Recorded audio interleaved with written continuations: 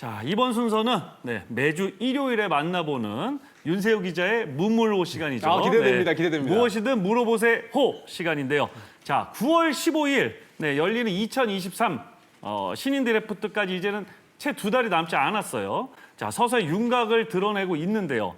1라운드 전체 1순위 지명권을 가지고 있는 이제 한화가 잘 어떤 선택을 할지 상당히 지금 주목받고 있습니다. 네. 그렇습니다. 뭐 1순위 지명권의 가치는 무엇과도 비교할 수 없죠. 네, 정말 중요한 선택인데 그만큼 큰 관심을 받고 있고요.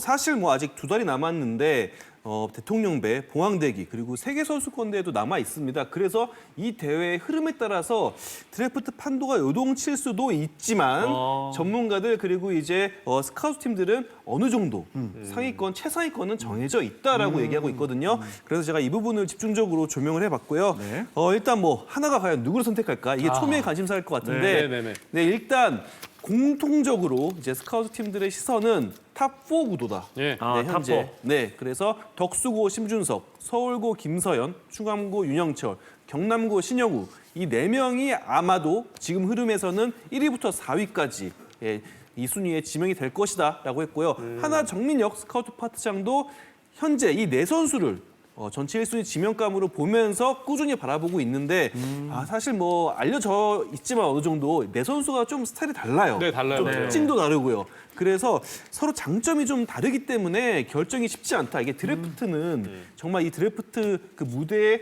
갈 때까지 그리고 이 호명할 때까지 모른다고 하거든요. 맞아요. 그래서 하나는 정말 심사숙고하는 그런 모습을 보여줬고요. 네.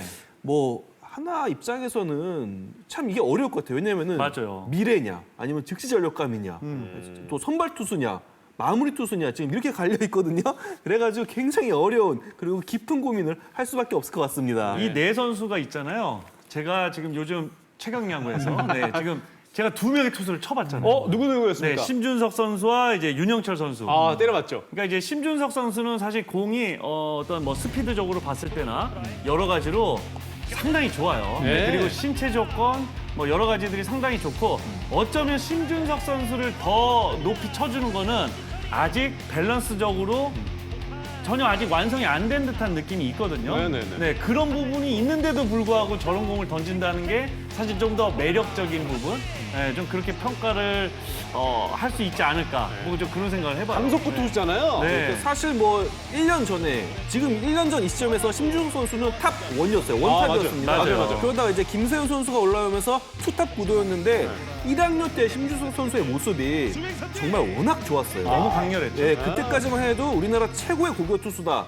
다 역사상 없었던 맞아요. 투수가 나온다. 역대급이었다고 얘기를 했었죠. 그런 평가를 받았는데 아무래도 좀 이제 최근 2년 동안 부상도 좀 있었고요.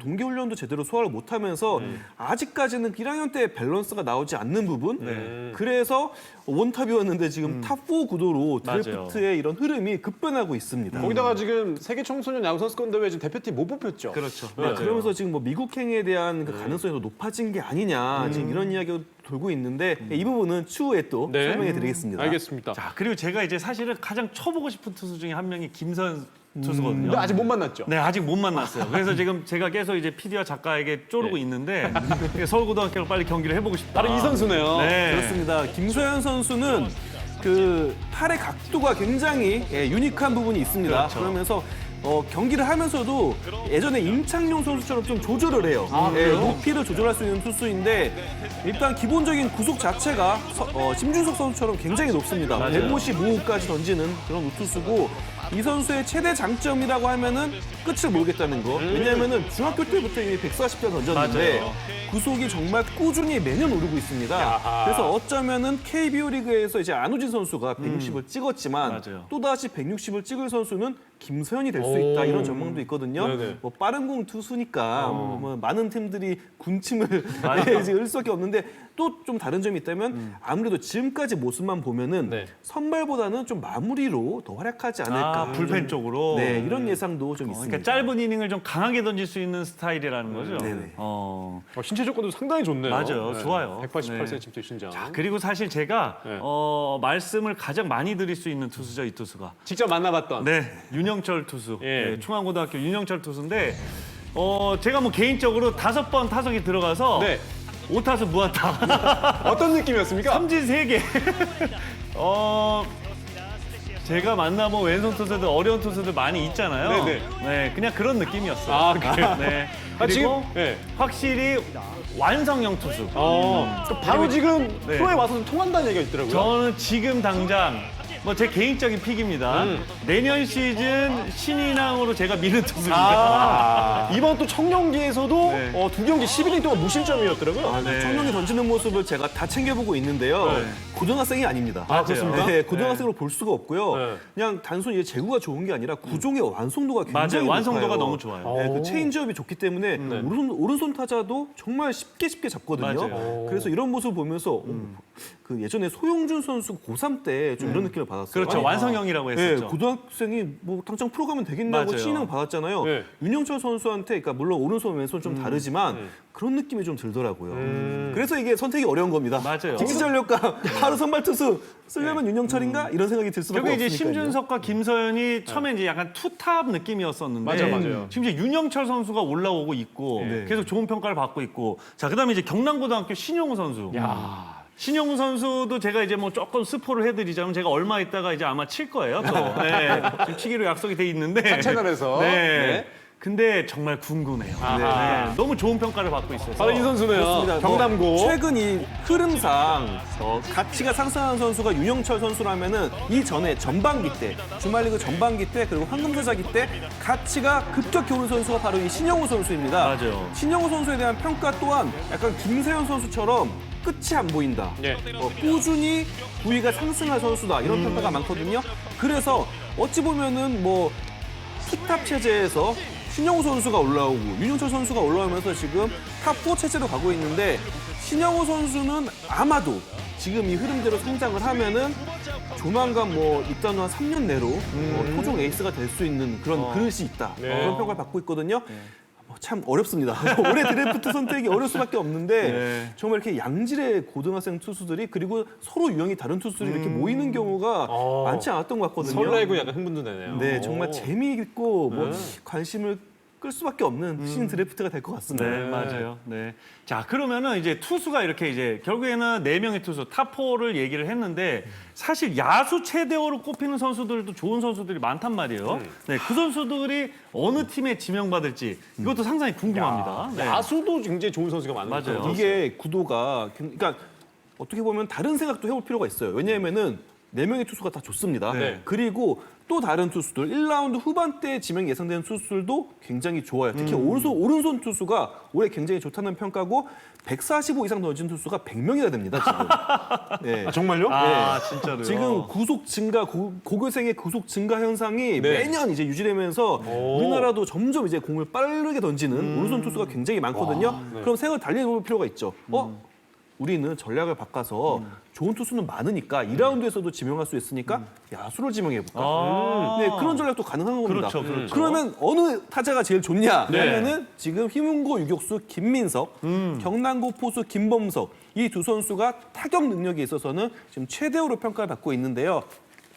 사실 좀 뭐 스캔들이 있었죠. 얼마 전이었죠? 네, 뭐 스카우트 팀이 뭐 만든 일은 아니었지만 다른 운영팀에서 이제 만들었지만 그 2명 중에 1명입니다. 야수 최대어 중 한 선수를 이제 불러서 데이터 측정을 했고 이 부분을 두고 정말 다른 구단 스카우트들이 굉장히 좀 뭐 화도 내고 그런 모습이 있었어요. 네네. 왜냐하면 이제 데이터를 측정하면 이 선수의 발전 방향과 스타일이 자연스럽게 나온다는 거거든요. 그렇죠. 그러니까 어떻게 보면 이제 오픈북 시험을 보는 거나 마찬가지다. 드래프트에 앞서서 그런 얘기까지 나왔는데 사실 그만큼 지금 구단들이 특히 4번째, 5번째 이 순위 지명권을 지닌 구단들은 야수 예민한 선택도 거네요. 네, 야수 선택도 고려를 할 수밖에 없는 네네. 상황입니다. 김민석, 김범석 선수 모두 대다수의 스카우트들은 2라운드에 지명될 일은 없다. 아, 다 1라운드에서 뽑힐 것이다. 10번째를 넘어갈 일은 없다라는 얘기죠. 그렇습니다.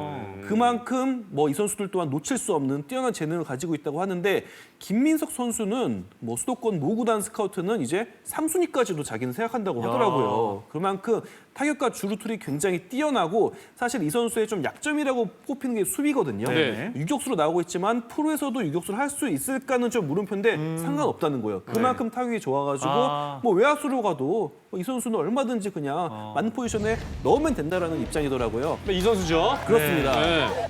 김민석 선수입니다. 힘은고 내야수인데요. 네, 사실 1학년 때부터 이정우 선수와 비교하는 그런 평가가 굉장히 많았어요. 제2의 이정우라는 얘기도 있습니다. 맞아요. 그렇습니다. 그러니까 지금 현재 이제 휘문고등학교 감독이 이제 오태근 감독인데 오태근 감독이 코치 시절에 박민우 선수와 이정우 선수를 다 이제 가르쳐 본 경험이 있어요.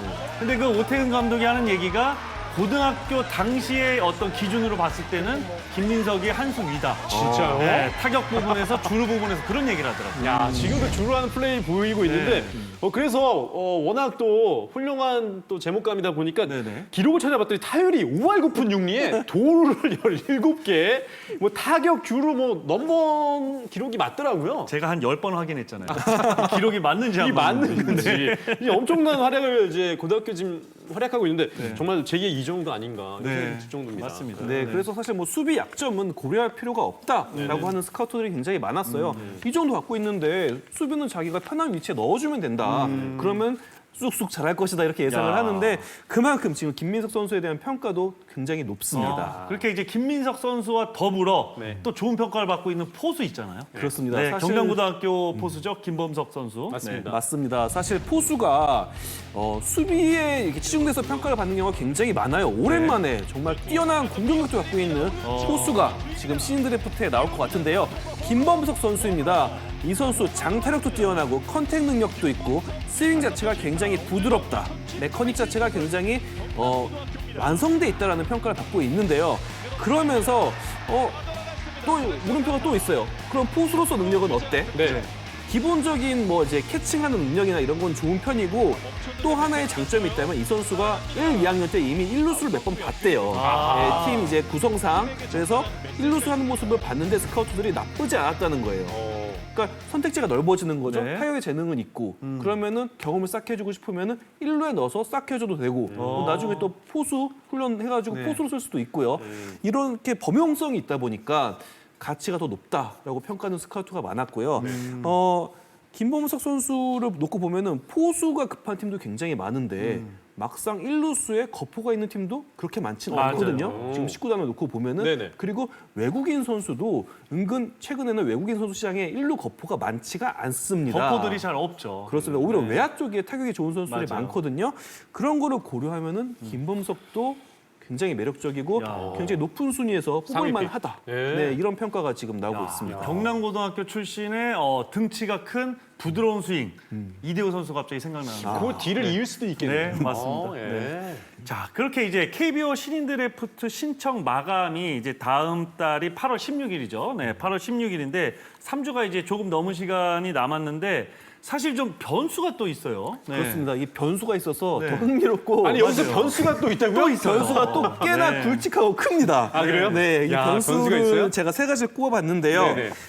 많이 오늘 진짜 물어보세요. 굉장히 좋네요. 아, 좋아요. 많이 아시는 선수일 거예요. 네. 사실 2년 전에 이미 1차 지명을 받았던 NC의 1차 지명을 받았던 이제 김유성 선수 그리고 뭐 앞서 말씀드린 심준석 선수 그리고 세계 선수권 대회 세 개가 이제 변수로 보이는데 일단 심준석 선수는 아직 미국행 여부를 결정하지 않았다고 합니다. 그런데 최근에 이제 세계 선수권 대회 명단에 들어가지 못했죠. 네. 그러면서 오히려 그러면서 더 미국행을 굳힌 게 아닌가 싶거든요. 그래서 어쨌든 8월 16일이 신청 마감일이기 때문에 신청을 하지 않는다라고 하면은 심준석 선수는 메이저리그에 도전한다라고 보면 될 것 같고요. 네, 그래서 만약에 심준석 선수가 신청을 안 한다 이러면은 1라운드 판도가 또 바뀌어버리는 거죠. 완전히 그러네요. 그렇죠. 아까 제가 투수 탑 4라고 했는데 탑 3로 바뀌는 거고요.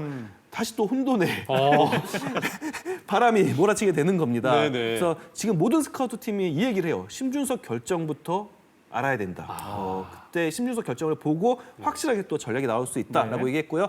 김유성 선수 사실 뭐 NC가 1차 지명할 때 굉장히 큰 기대를 받았고 오랜만에 NC가 모처럼 1차 지명다운 1차 지명을 했다라는 평가를 받았는데 당시 학교 폭력 이슈로 지명 철회를 했죠. 그리고 김유성 선수는 고려대학교에 입학을 했고 올해부터 대학교 2학년을 마치고도 드래프트를 신청할 수 있는 얼리 드래프트가 이제 신청이 됐는데 김유성 선수 또한 지금 드래프트 대상이 될 걸로 그렇죠. 보입니다. 그런데 고등학교 때 또 봐온 스카우트들 그리고 이제 대학교 때 모습도 봐온 스카우트들의 평가에 따르면 심준석, 김서현과 비교해서 절대 떨어지지 않는다. 지금 그렇게 좋다면서요? 네, 정말 뭐 같은 선에 놓을 수 있는 오른손 투수다라는 평가예요. 또 즉시 전력가입니다. 그렇기 때문에 이 학원 폭력 이슈가 굉장히 이제 큰 부분을 차지하겠지만 기량만 놓고 보면은 1라운드에 뽑혀야 되는 선수라고 하거든요. 과연 김유성 선수가 1라운드에서 뽑힐지 또 1라운드에서 뽑히면 또 판도가 또 한 번 더 네. 엉클어지는 겁니다. 그래서 구단들도 과연 어느 팀이 김유성을 뽑을까 주목을 하고 있고요. 궁금하네요. 마지막 변수는 역시 또 이 세계 청소년 선수권 대회인데 이 대회의 모습을 보고 맞아요. 또 순위가 바뀔 수가 있어요. 아, 그렇구나. 사실 뭐 수도권 모팀은 2라운드 좀 상위 픽에서 뽑으려고 한 선수가 있는데 이 선수가 지금 세계 선수권 대회 나가거든요. 네. 이 선수 여기서 어떤 모습 보여버리면은 아. 우리 이거 계획대로 안 될 수 있다라고 굉장히 우려를 하더라고요. 그래서 그럼 다른 팀이 먼저 뽑을 수 있다는 그렇죠. 얘기죠. 지금은 1라운드 상위권으로 보고 있는데 네. 2라운드 상위권으로 보고 있는데 1라운드 중위권 아니면 뒤에 뽑힐 수도 있다 이런 얘기죠. 네. 만약 이 선수가 뭐 도미니카나 미국이나 이런 팀 상대로 호투해 버리면은 가치가 확 올라가잖아요. 그래서 결국 스카우트들은 이게 좀 겹치거든요. 드래프트와 세계 그렇죠. 청소년 선수권 대회 기간이 겹치는데 이 대회까지도 봐야지 좀 마지막 시나리오를 짤 수 있을 것 같다. 정리가 된다는 얘기죠. 네, 그렇습니다. 변수가 많네요. 야, 이번 주 무엇이든 물어보세요. 자, 최고입니다. 알차입니다. 네, 최고였어요. 후반기 더 좋아졌어요. 정말 다음 주도 기대 많이 하겠습니다.